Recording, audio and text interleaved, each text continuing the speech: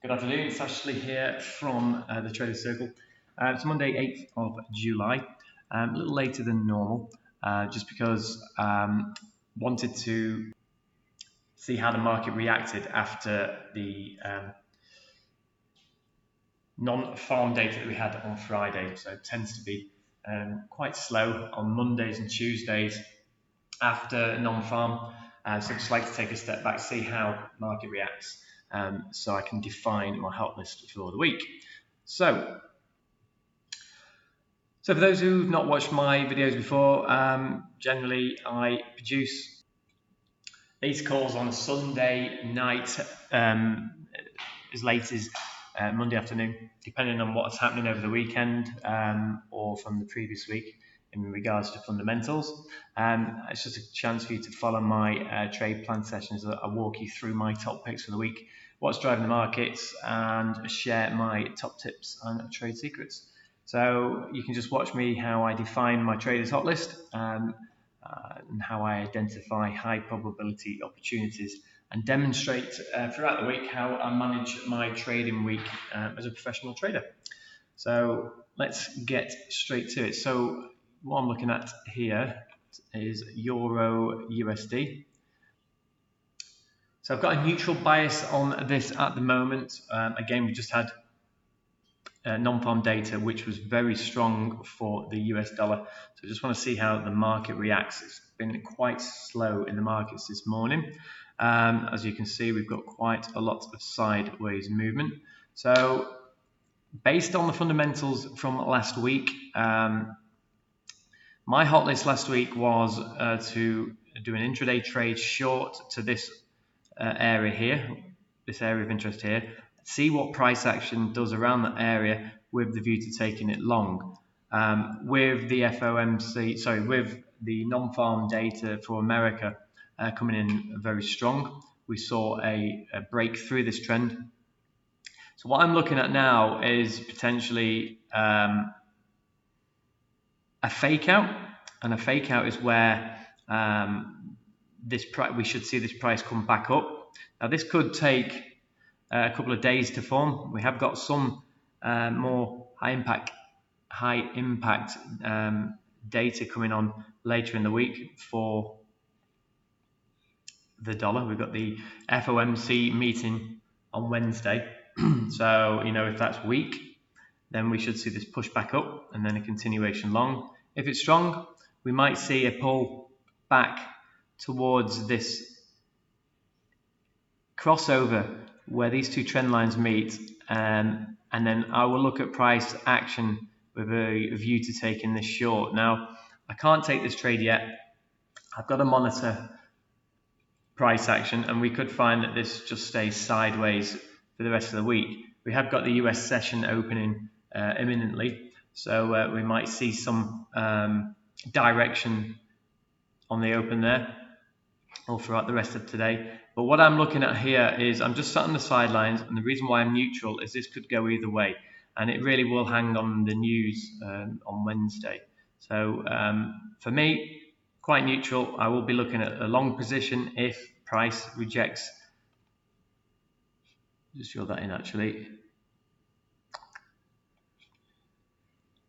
So what we could see is today just be sideways, and then tomorrow we could see a push up, break above this trend, and then sort of hover,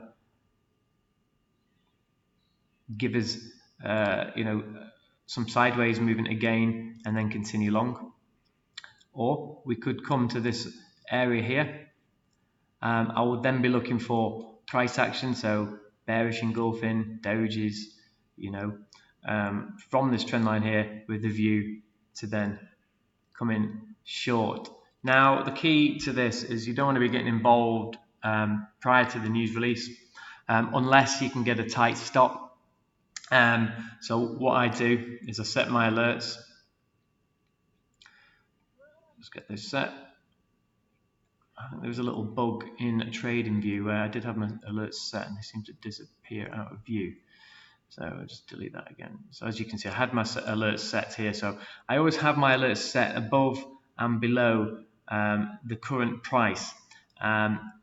And then what I'm looking to do is, as those alerts go off, I look at price action, and with price, I let price action dictate my next step. So if I've missed the trade, then it comes off my hot list. If it moves within my boundaries, as in the price will come up to this area here and the alert go off, I then drill into the lower time frames and I start to look for indications that it's going to reject from this area. So I'm looking for evening star formations, bearish engulfings. I'll just check that in a second. Just put you on pause, I'll come back in a sec. Sorry about that, just having an alert go off. So yeah, so where was I? I would be looking at price action at these areas. If, for instance, we get a bullish bar like this, punching straight through this area, I would then move my alert above and below. One of those alerts will go off, and then again I monitor price action for that. And if, for instance, we got a continuation and a breakout above here, I would then change my bias to a potential long position. So I would then look for a retracement of this trend, price action, to give me confirmation that this is going to go long in the form of a retracement, for instance, and then I would potentially take the trade off the back of that, leading into the news, should I have enough time to do so, a tight enough stop, and with a view to then go and break even prior to the news. So that's really how I trade. So euro dollar, I'm neutral at the moment. Hopefully that explains why I'm looking at it, what I'm looking for, and how I'm going to act should those alerts go off. Euro GDP So I already have a short position live on this trade, on this pair already. So for those of you that have missed it, this is my area of interest, highlighted by this green zone here. Okay, so I've been in this trade now since the back end of last week. What is likely to happen now is we're going to come back. Let me just hide this a second. We'll come back to test this trend line. We might find that it wedges in between sort of these areas here before coming short. Okay, my stop loss is at 90.05, so it's quite a nice stop. This is a longer term trade that I'm looking at, so it's outside of my area of interest at the moment. But if you're looking at this later on and this comes up into sort of these areas here, just zoom into that. This sort of area here, with your stop above this area. Now the reason why I've got such a tight stop, this is a monthly area of support and resistance. So if it's going to break this, your chances are you're going to have some quite strong momentum that's going to take out quite a few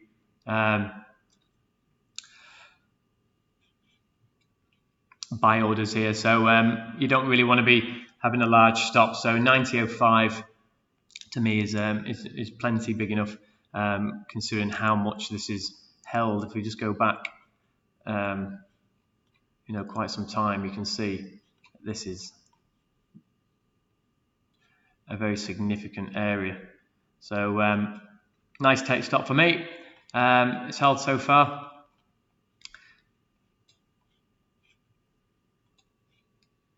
As you can see, we're looking at a very healthy risk to reward ratio there. So nice and patient with this one, but I would expect this to come short over the coming days and weeks. Euro NZD. So with this, I've got two opportunities I'm looking at. One's more of a longer term setup. It's very unlikely to come in this week, so it will be on my hot list depending on how this price reacts in the short term.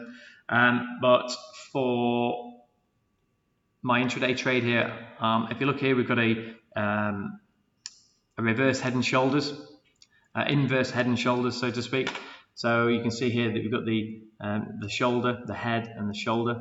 Now it hasn't formed and it hasn't confirmed yet. So what I will be looking at is price action. So I've set an alert below. We just zoom in here. Set an alert just below the low of this. Price rejection.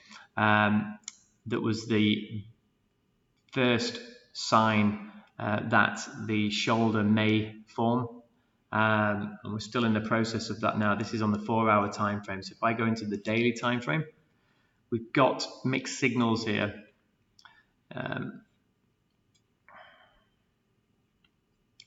Now what we've got here is kind of a very sloppy morning star formation on the daily time frame. But more importantly, we've got a continuation pattern. We've got a continuation on this bullish day. So we've got a bullish day, come back to an area of resistance here, bounced off that and continued long. And we've got a little bit of indecision. So we could have the bulls and the bears are kind of fighting sort of around this area now. And what I'll be looking at is for this daily bar to close probably above this moving average here, this 200-day moving average. And so what we will likely see over the next sort of 12 hours or so is this head and shoulders sort of take shape. So the thing with these, you don't have to rush in. What you'll get is some kind of momentum bar, come back to retest, and you'll be able to sort of draw a trend line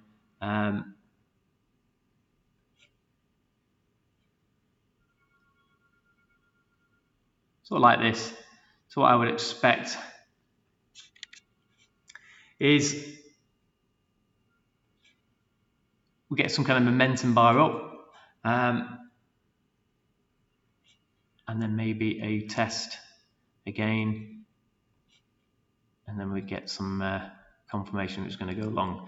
So there's a few ways we want to play this. At the moment, I'm just looking for this shoulder to form to confirm that the head and shoulders pattern exists. Is taking shape. Again, we've got quite a lot of high impact news coming this week, with the FOMC being one of them. So that's certainly going to shake up the markets. It can affect the New Zealand dollar, as the New Zealand dollar can be a flight to sort of safety currency. So if the dollar weakens off, for instance, the New Zealand dollar can strengthen up in some occasions. So the objective at this stage is really just to validate whether this head and shoulders pattern is going to form, and then from there we just look at price action, monitor that, and if we get any bullish signals with a tight enough stop, with enough time prior to the news, then we look to take that position with the view to go into break even, taking some profit and going to break even prior to the news, so at least we can get something out of the trade, or at least go risk free, and then the news either stops us out for break even, a small profit, or we get the big win from the news release. So we don't trade the news, so to speak. What we want to do is try and get into a position prior to the news with a tight enough stop, with the view to go into break even or taking small profit before that news release. So it doesn't always work out like that. This is why you need to remain patient. So that's Euro New Zealand on the lower time frame, and if we just change the time frame, what we've got here is the complete opposite. We've got a potential longer term short position. Now this will clearly take days, if not weeks, to form. So if we've got here 1, 2, 3, 4, 5, 6, 7, 8, 9, 10 days. So 1, 2, 3, 4. This could be within the next fortnight. What we're looking at potentially here is a head and shoulders. So you can see the shoulder, the head, and then the shoulder forming on the high time frames, on the daily time frame. So this kind of would suggest that with this moving average, this 200-day moving average being around this area, if we get a close today above this moving average, we are starting to get confirmation that this is likely to go long. Again, it all hangs off the news later on in the week. So we would then build up confluence that this trade would continue towards this trend line on the lower time frames. So we can get a nice top, a nice tight stop on the lower time frames. So let's say we went in above these highs here, which is likely to be the case. We have got a potential of 200 pips with a stop loss of around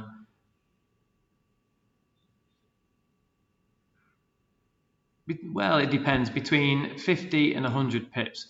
So the risk to reward even on the larger stop would still be 2 to 1. And then obviously if we did achieve that goal, we then look at price action when these alerts go off with the view to taking out those positions and then shorten it. So really simple. So we've got a daily head and shoulders pattern forming. The area of interest for short positions is around the 172 level. And all we do is set an alert around those levels. We look for price action if those alerts go off, and then we're looking for bearish confirmation. So we've got evening stars, bullish engulfings here, dojis here, and pin bars, etc. So that is what I will be looking for as confirmation. Euro Aussie. So this one is in the process of forming. Just waiting for confirmation. Now, at the moment, it is showing a lot of indecision. I'll just walk you through this. Just going to hide this for now, actually.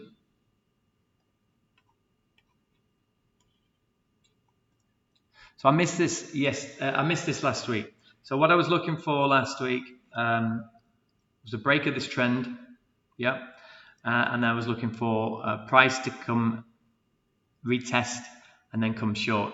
But what I did not like was this daily doji bar. So what that could mean is the price could have been a fake out. So this could have come long and then continued back above this trend line. So this daily doji was kind of what put me off. What I would have been looking for is more of a close similar to this. So nice bearish finish to the close and then a retracement back towards this trend and then a continuation. So this doji kind of spoiled things for me. So yeah, we don't get them all. It's such a shame, but what we do is monitor price. And what we've now got is on this 4 hour, we've got a trend. So as prices come down, what we've got now is a triangle formation, and all I'm looking to do is take a short intraday trade on the break of this candle, on the break of this trend line here. So I've got my alert set there, my alert set here, and this will give me a healthy risk to reward because I'll go in at a nice tight stop, which will have around 30 pips, 35 to 40 pips, and my profit target is going to be 135.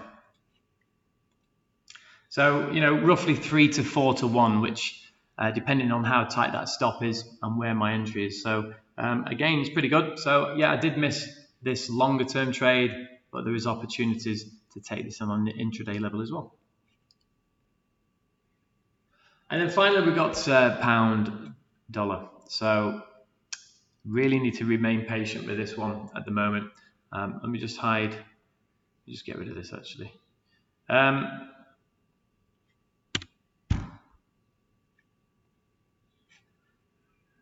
This pair has been pushed down, battered, kicked from left to right. You know, there's no real direction to this, but what we need to look at is the technicals. So on a weekly and monthly time frame, we've got some very strong areas of support, which I've identified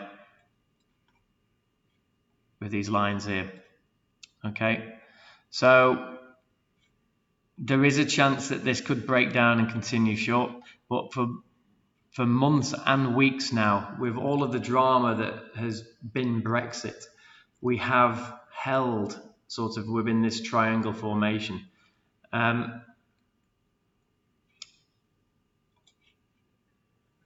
This pair just has a habit of, you know, collapsing on you with no notice, with no real, I wouldn't say fundamentals driving it. I mean, it's just indecision and uncertainty around the UK economy at the moment.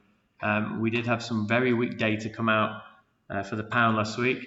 Brexit, you know, we're leading into the final stages where we choose our next Prime Minister. And obviously the deadline, October the 31st, is not too far away in the distant future. So I would expect some volatile movements or behaviour occurring with the British pound. But it was interesting to see how, even though last week we had some very strong data coming out from the US with non-farm data, this currency, the pound didn't really sell off. And it did recover somewhat against it. So it's interesting just to keep this on your radar, just to see how things pan out. So for me, what I'm going to do is I've got two areas of interest. One looks like it's going to be compromised. Just give me a sec. I'll just draw that in again. So for me, this whole region is of interest to me. I would even say this is